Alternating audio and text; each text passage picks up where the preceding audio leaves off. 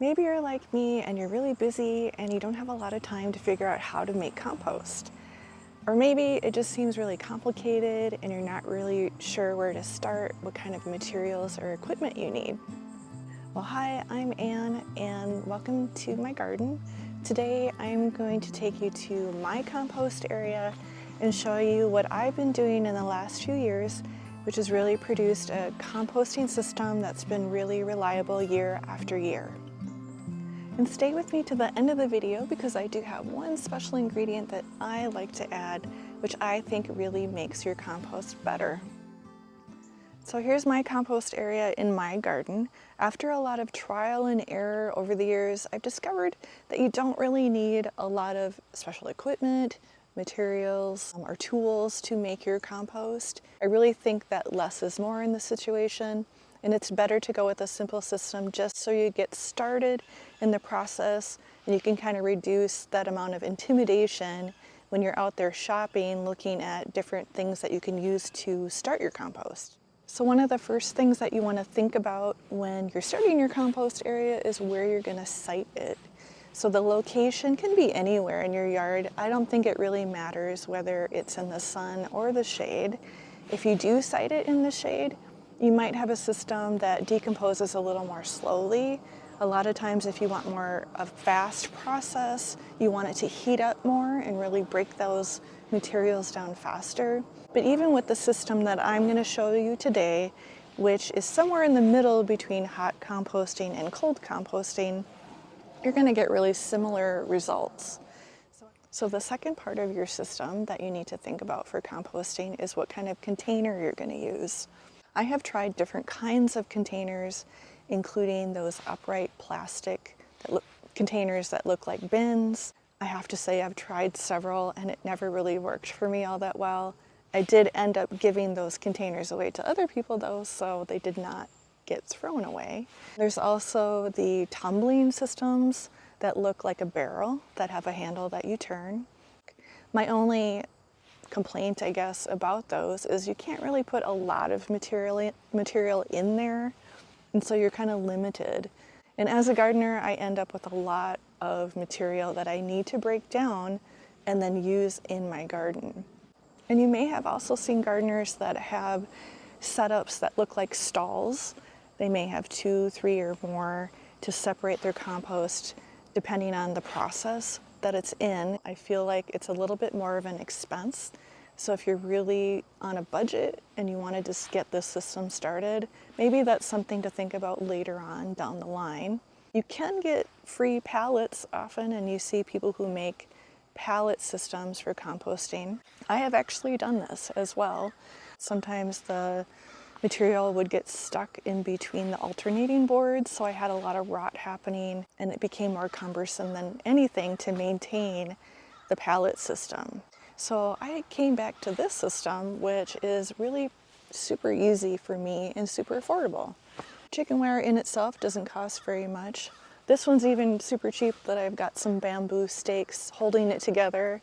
You could put more sturdy wood stakes in there if you want to make it more solid. So I can easily take it apart if I need to and move it if I need to change something, or maybe just need to turn that compost a little bit more. I can take it out of the way completely and work on that. Another great aspect of using chicken wire is that you can determine what size you want. It's good to have it at least probably 3 feet high if you can. The reason for the height is to try to keep animals out. I have a dog, so if you're a pet owner, you may be able to relate. My dog likes to get into the compost, which really isn't healthy for him. If he gets in there and eats something, he could really get sick from it. Now you could have a composting system without that barrier, but because of the pet issue and maybe other animals getting in there, I do like to have some kind of a barrier that I could close off even at the top if I wanted to. You're going to need a few tools to work your compost, but you don't really need anything fancy. I've invested in this mulching fork, which has been a lifesaver for me. It really helps me get into that compost pile and turn the material. I can do a larger quantity without breaking my back, and it helps do a lot of that work for me.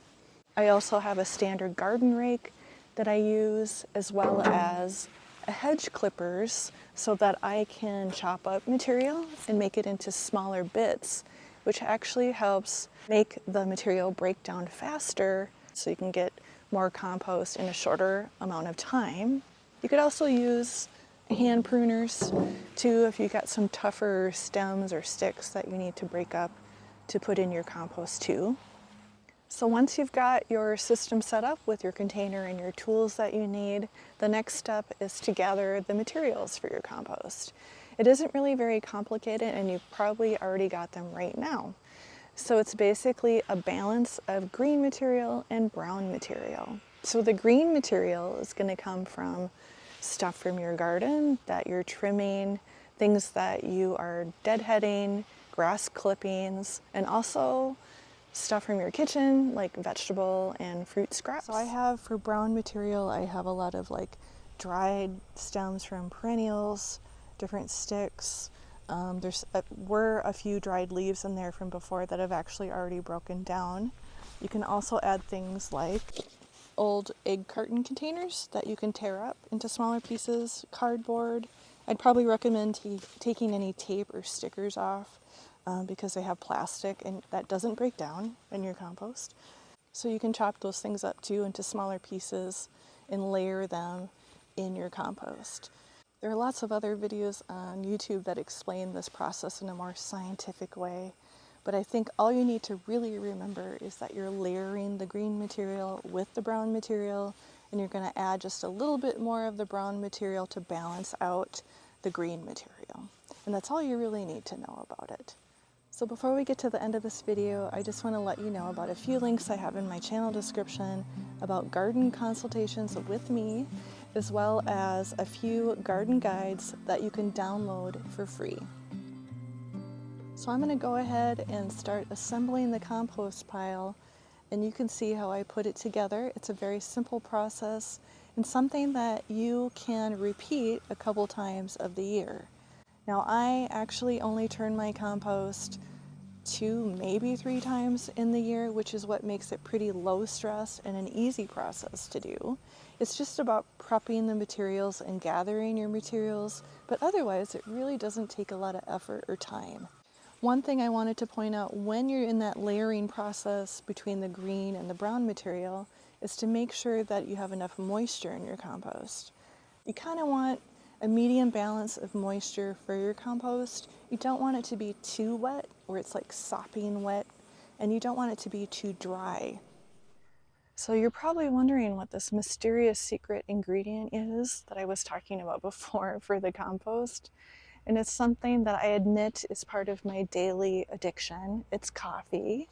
So you can use coffee grounds in your compost. And I've been doing this for years, and I think it's a really great way to get your compost to break down faster.